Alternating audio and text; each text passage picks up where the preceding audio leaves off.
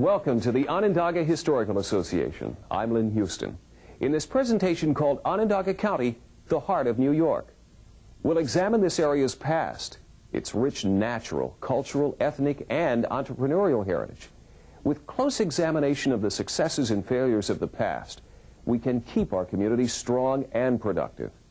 This county has a character all its own, due largely to the industrious and diverse peoples who have called Onondaga County their home. In the area now known as Onondaga County, ancient glaciers deposited hills of siltstone, which includes limestone and shale. Torrential meltwaters cut through the limestone valley faces, producing many unusual lakes. After the Ice Age, the landscape was marked by lush valleys, rolling hills, fertile soil, and mineral resources, as well as abundant lakes, rivers, and streams. The temperate climate and the changeable weather contributed to the variety of plant and animal life found in the region. The earth was rich in raw materials. These provided the basics that people needed: food, clothing, shelter. The early Haudenosaunee lived in longhouses in semi-permanent villages. They were agriculturalists who grew beans, corn, and squash as staples. They called these the Three Sisters. Around 1300 A.D., the Iroquois Confederacy was formed. The Haudenosaunee, or people of the Longhouse, allied Native Americans of the Onondaga, Mohawk, Oneida, Cayuga, and Seneca nations. Later, the Tuscaroras were invited to join. The Confederacy has 3 branches of government, each endowed with certain powers that provide a system of checks and balances. The Onondaga Nation, or people of the hills, is the executive branch of the Iroquois Confederacy, also known as the League of Six Nations.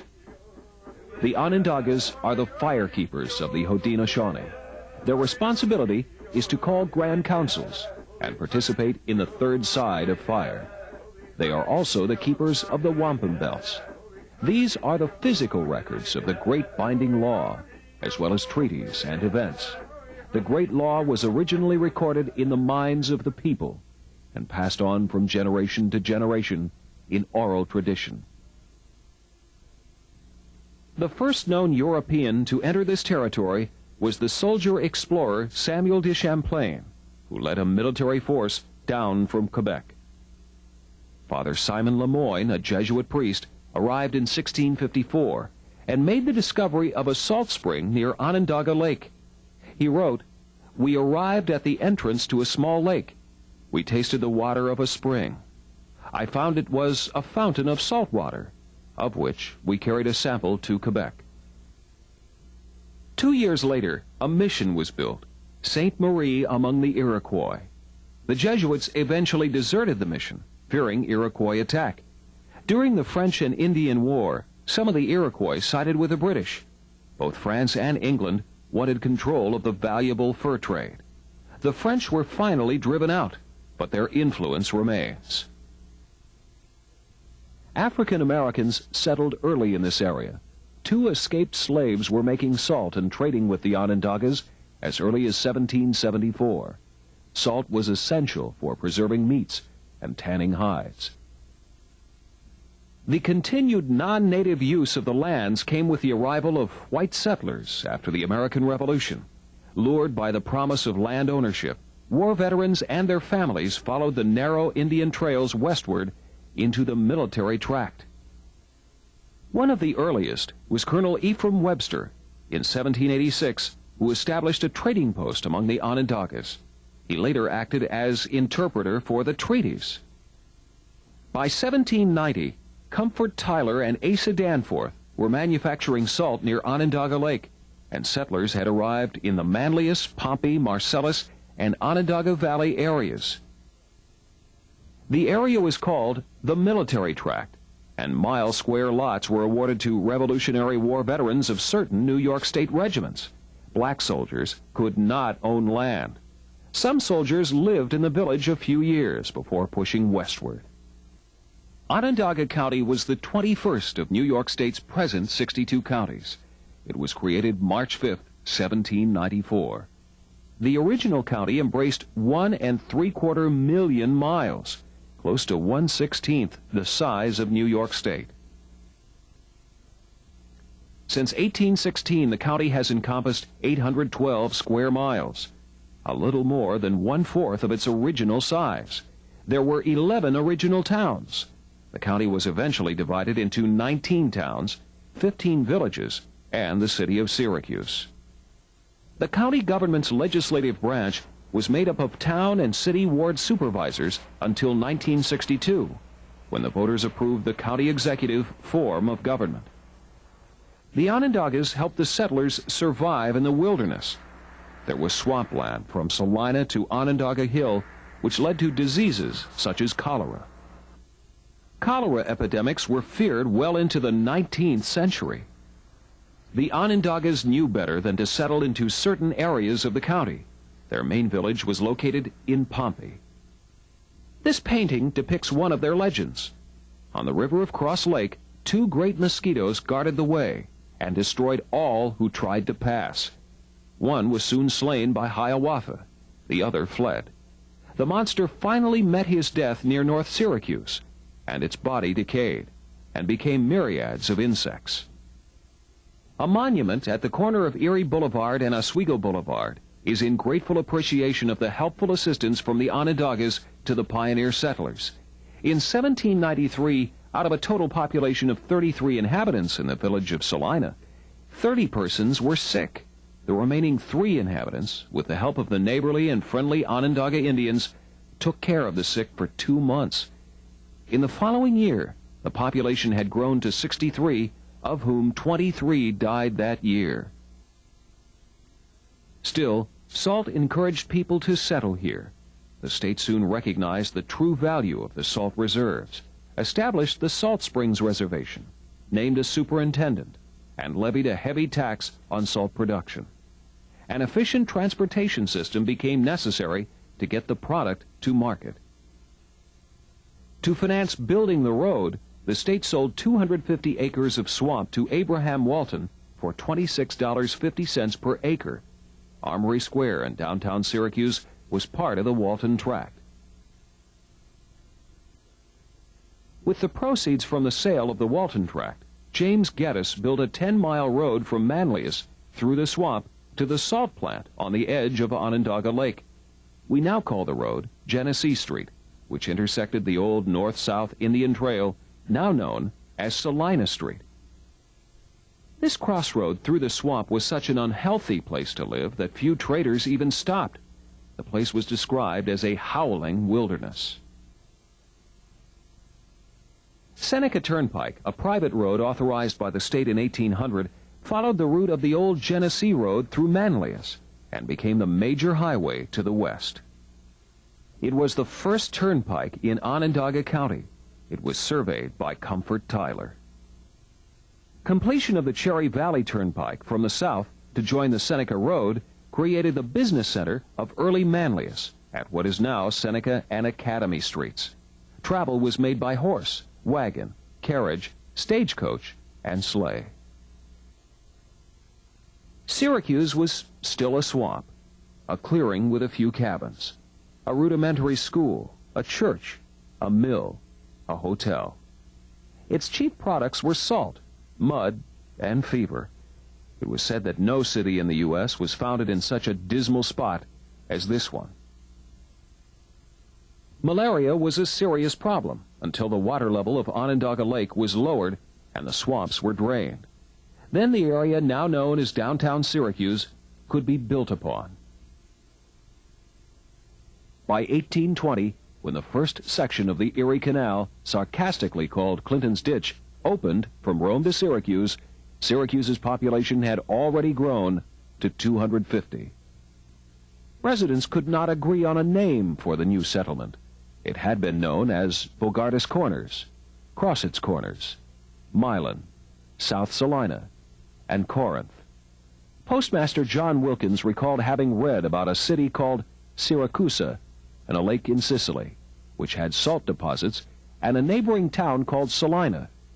From the similarity, the name Syracuse was chosen. Syracuse was chartered as a village in 1825. One of the first ordinances was all households are required to have fire buckets for use in firefighting. Canal construction began on July 4, 1817, a major engineering challenge when it officially opened on October 25, 1825. The canal had crossed 20 rivers, had 83 locks gaining an altitude of 571 feet, was 363 miles and cost $52 million. The French general Marquis de Lafayette, a distinguished visitor to the area in 1825, rode down the Erie Canal. The Erie Canal was an immediate success. The once 6-week trip from Albany to Buffalo now took only 6 days. Tolls were assessed based on cargo weight. Passenger fees were based on distance traveled. The canal encouraged the growth of certain villages like Syracuse and stunted the growth of others like Pompey and Manlius. Syracuse was incorporated as a city in 1848, combining the rival villages of Syracuse and Salina.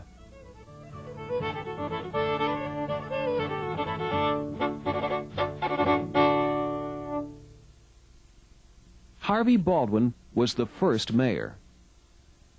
He predicted in his Hanging Garden speech of 1848 a population of 100,000 by the turn of the century and a prosperous Onondaga Lake. He saw a dome in Syracuse's future. His dome would have been over the state capitol, not a sports arena. A quarter of the increase in population between 1820 and 1865 was due to immigration. At the same time, many people were leaving this area to move west. In the 19th century, conditions in Europe, famine in Ireland, and political oppression in Germany were catalysts for much of the immigration. Meanwhile, in New York State, the canal and the railroad industries were beginning to boom. Thus, opportunities for land and employment attracted the people to the region. During the 1800s, Syracuse became known as a center for many reform movements. The seeds of religious revivalism, temperance, abolition, women's rights, and education reform all were shown here. The church, usually located on a main transportation route, was the focus for neighborhood socializing. Missionaries and circuit riders helped exchange ideas and beliefs. The need for reform was clear. There were problems with orphans, criminals, the homeless, alcoholism, the mentally ill, and the chronically sick. The Erie Canal and a maturing economy gave the people time to devote to concerns other than survival. African Americans arrived in America in several ways. Like many other newcomers, some arrived as immigrants and indentured servants. However, the majority were brought from Africa and made slaves. Citizens opposed to slavery were called abolitionists. Syracuse became a hotbed of abolitionist activity and a major stop on the Underground Railroad. Reverend Jermaine Logan and Reverend Samuel May helped many slaves get to freedom, including William Jerry Henry in the Defiant Jerry Rescue of 1851. Transportation was the key to growth in central New York, and improvements were constantly being made. Toll roads operated by private companies provided routes that were usually in better repair than public roads. Wood planks laid side by side with the spaces between packed with earth created an improved road surface. The first plank road in the United States was here in Onondaga County.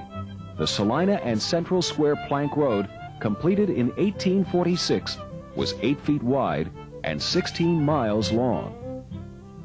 Onondaga County's central location at the intersection of vital transportation routes inspired the development of a sophisticated transportation network, starting with dirt trails, progressing to waterways and railways, to expressways, and an international airport. Of all the transportation networks, the Erie Canal had the greatest impact on settlement patterns and economics in Onondaga County. It was perfect for Syracuse's growing salt industry.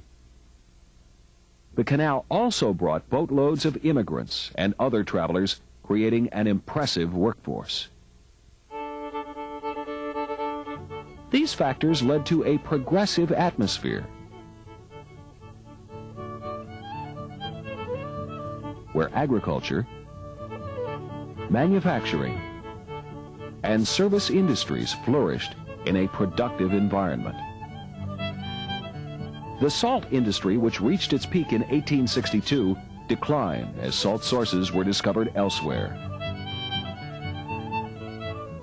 For more than 70 years, it was the most important industry in Onondaga County. Syracuse was the only inland place where salt could be made. The salt industry created the need for other businesses and industries, such as foundries to cast and repair the kettles, lumber companies to supply wood to boil the salt, coopers to make barrels for shipping, basket weavers, grocers, blacksmiths and carpenters, and banks to regulate the money. Those businesses led others, and Onondaga County had a tremendously diverse workforce and creative environment. Several unions combined in 1885 to form a trade union association, the Central Trades and Labor Assembly of Syracuse and vicinity. The assembly enforced policies such as an 8-hour workday, prohibition of child labor under 14 years of age, payment of wages in lawful money, equal pay for both sexes, sanitary inspection of workplaces and all conditions of labor, early unions. Strikes occurred as they do now, and they could get very violent. Beer brewing replaced salt as the leading industry in the 1860s, with more than 50 breweries in the area. It began as a home industry of the Irish immigrants, who worked in the salt factories, then flourished in the 1870s with German immigration. Beer was a popular drink, but it could not be shipped far without spoiling. Prohibition eliminated most of the small breweries. Syracuse China traces its history to 1841, when W.H. Farrar opened a pottery shop in Geddes. Later, the factory moved to Syracuse. Farrar used local clay to produce butter crocks and mixing bowls in brown glazed pottery. The company underwent ownership changes, acquired first by Empire Pottery, then by Onondaga Pottery Company. It was this Onondaga pottery that began the manufacture of a high-fired china guaranteed not to crackle or craze. It was named Syracuse china, and it was the first time American-made tableware carried such a warranty. Liverpool, once known as the basket center of the world. The industry was launched by a German family, and businesses in the village produced willow baskets and furniture from the 1860s well into the 20th century. More baskets were produced in Liverpool than anywhere else in the world. By 1906, Syracuse boasted 4 large typewriter companies: L.C. Smith, Monarch, Smith Premier, and E.C. Stearns. At this time, the city's economy was deeply embedded in this industry, and 3/4 of the world's typewriters were manufactured here. The typewriter, more than any other product, brought the Industrial Revolution to Syracuse. In addition to typewriters, Stearns also made bicycles. The Franklin automobile was also manufactured in this area and has become a favorite of antique car collectors.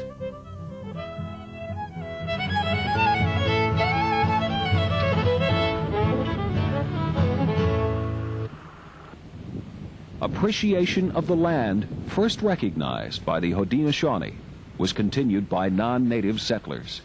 Agricultural methods differed, yet for a century after, farming continued as the area's principal occupation. Today, agriculture remains the #1 industry in New York State, with tourism running a close second. Today, there are over 11,000 businesses in the Onondaga area. History is traced through a people's culture, and when there is economic stability, attention can be turned from survival to the use of free time. Here are a few glimpses, past and present, of our people at play.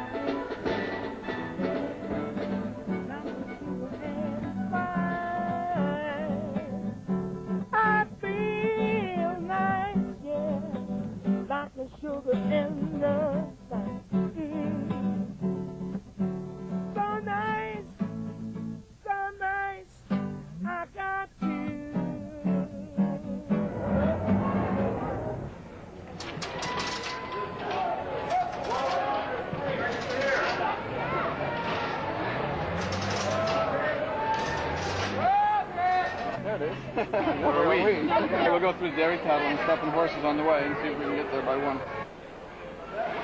track 56, the brown Swiss 3-year-old, the first pass on. But it's too bad not having any,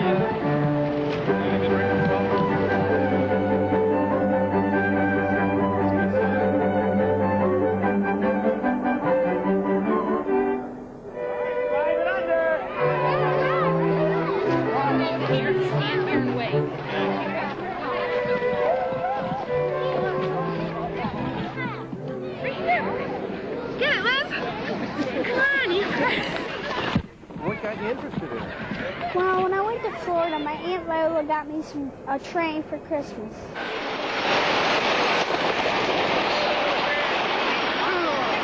It's kind of a thing that's passed down from generation to generation. The fathers grew up with the real railroads, not Amtrak, which all looks alike. They grew up with the individual railroads and the colors of the cars and the variety of things like that.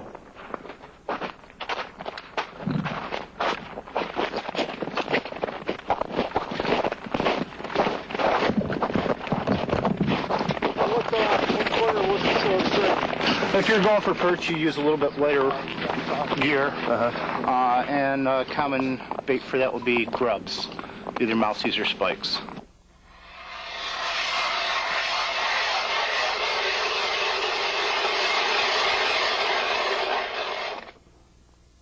A bad day of fishing is better than a good day at work.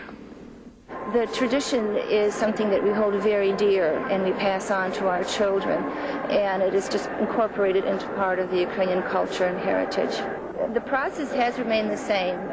What you do is apply melted beeswax over a raw white egg, and then it seals that part of the egg.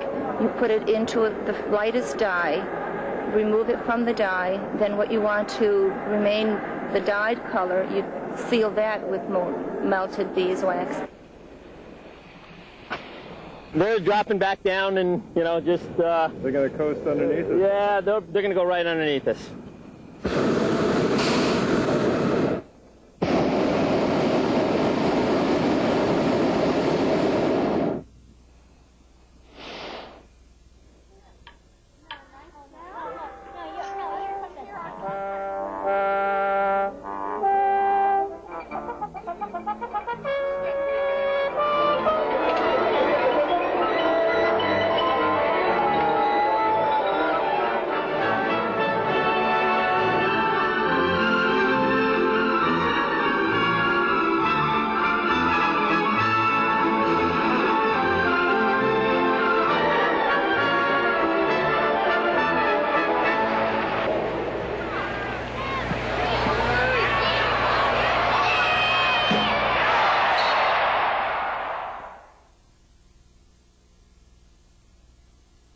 Onondaga County is our home.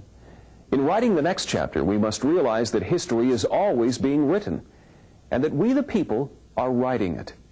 Our accomplishments will be studied by future generations as their heritage. Native Americans always try to keep 7 generations ahead, trying to build a world for their children's children. For it is through the power of our people that the next chapter of Onondaga County's history will be written. For the Onondaga Historical Association, I'm Lynn Houston.